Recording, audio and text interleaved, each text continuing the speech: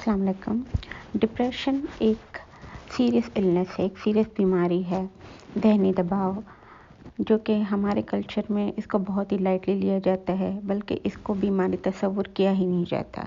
इसका मजाक बनाया जाता है, इसको अक्सर मीम मटीरियल बना के इसको ऐसे ही पेश किया जाता है जैसे कि ये एक मजाक उड़ाने वाली एक लाइट चीज़ है, जबकि डिप्रेशन एक सीरियस इलनेस है, एक डिसऑर्डर है और बहुत सारे लोग इसका शिकार होते हैं। वैसे तो इसकी बहुत सारे रीज़न्स हैं, बट मेजॉरिटी रीज़न्स में एक तो आपका जेनेटिक्स बहुत बड़ा रोल प्ले करती है। अगर आपकी जीन में डिप्रेशन या मेंटल डिसऑर्डर या कोई भी ज़हनी बीमारी को लेके अगर आपकी हिस्ट्री है, तो ये क्वाइट लाइकली है कि आपके फैमिली में कहीं ना कहीं किसी को डिप्रेशन की बीमारी हो सकती है। दूसरा, डिप्रेशन का एक और रीज़न ये है कि आपकी लाइफ में कोई मेजर चेंज आया है, कोई लॉस हुआ है, कोई भी, जैसे किसी की डेथ हो सकती है जिससे आप बहुत अटैच हैं, आपको एक झटका लगा और आप डिप्रेशन में चले गए। तीसरा, आपकी लाइफ अब्यूज्ड सर्कल से गुजरी है, यानी आपके ऊपर ट्रॉमा हुआ है बचपन में, आपके माँ बाप ने आपको वो अटेंशन, वो प्यार नहीं दिया जो आप एज अ बच्चा, एज अ किड डिज़र्व करते हैं। तो वो बच्चे के दिमाग में बहुत बुरा इफ़ेक्ट डालता है और वो जब बड़ा हो रहा होता है तो वो जो डिप्रेशन की फीलिंग है वो उसके अंदर ग्रो होती रहती है और फिर आगे जाके ये एक बहुत बड़ी इलनेस, एक डिसऑर्डर का रूप ले लेती है। और जब मैं अब्यूज़ की बात कर रही हूँ तो अब्यूज़ बहुत सारे किस्म के हो सकते हैं। कुछ लोग सेक्सुअल अब्यूज़ से गुजरते हैं, कुछ लोग मेंटल अब्यूज़, इमोशनल अब्यूज़ से गुजरते हैं। इमोशनल अब्यूज़ में यही कि जो आपके केयर गिवर्स हैं वो आपकी इमोशनल नीड्स को पूरा नहीं कर पाते।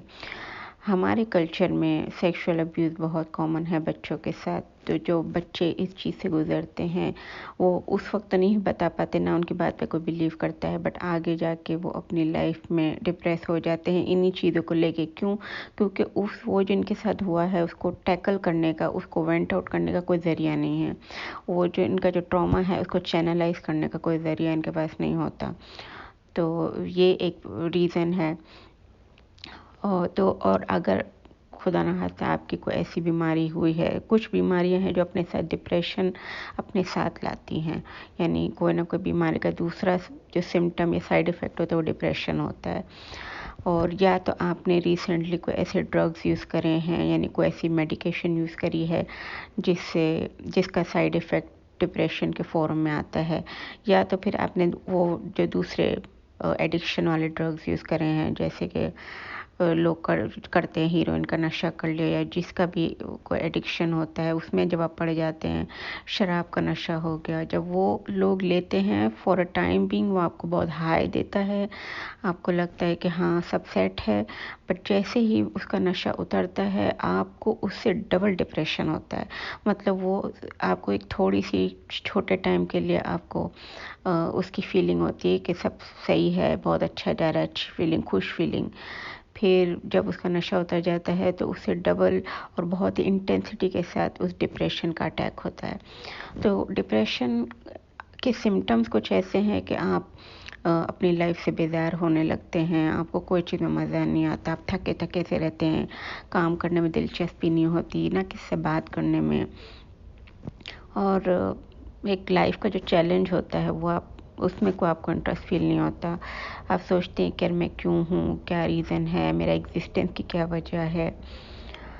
तो आप एक्चुअली ज़िंदगी से हारने लगते हैं।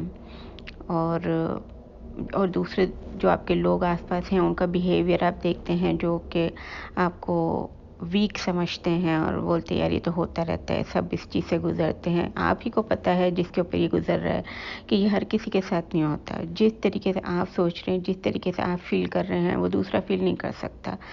क्यों? क्योंकि उनके साथ वो प्रॉब्लम नहीं है। उनको शायद जो सामने वाला है जो उस चीज़ से नहीं गुजर रहा, उसको लगेगा एक टेम्परेरी फीलिंग है जो कि ख़त्म हो जाएगी 1 घंटे में, 2 घंटे में, या 2 दिन में, 3 दिन में। बट जो बंदा डिप्रेस होता है उसे पता है कि ये फीलिंग मेरे साथ हमेशा रहेगी, हमेशा रहती है, मैं इसे जान नहीं छुड़ा सकता हूँ। तो वो वही जानता है कि उसके साथ क्या हो रहा है। तो फ़र्स्ट ऑफ़ ऑल आपको ये करना है कि डिप्रेशन के लिए आप प्रोफ़ेशनल हेल्प ज़रूर लें, थेरेपी लें, ज़रूर लें। देखें, कुरान और नमाज वगैरह ये अपनी जगह हैं, बट हमें इस्लाम भी ये बताता है कि अगर आपको कोई बीमारी है तो आप उसका इलाज करवाएं।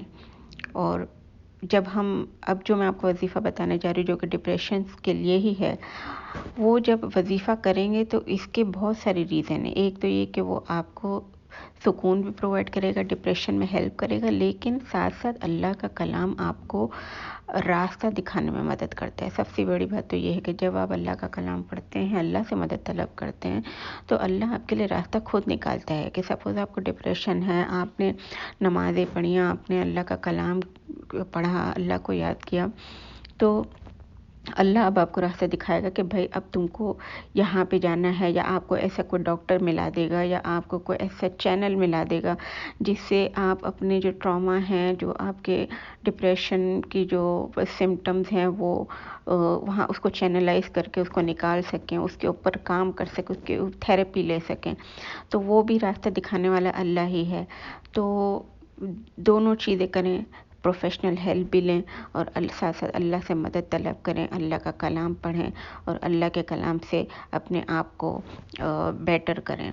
तो मैं जो ये वजीफ़ा बताने जा रही हूँ, ये आप नोटिस करें। अगर आपको लगता है कि आप डिप्रेशन का शिकार हो रहे हैं, तो ये वजीफ़ा करते हुए अल्लाह से दुआ करें कि अल्लाह मेरी जो भी डिप्रेशन का जो प्रॉब्लम है, या जो मैं ज़हनी तौर पे फ़ील कर रहा हूँ, उससे मुझे निजात दे, मुझे दिली और ज़हनी सुकून अता कर, और उससे बाहर निकलने का और इस बीमारी को ख़त्म करने का कोई ज़रिया या कोई रास्ता मुझे ज़रूर बताना। आमीन।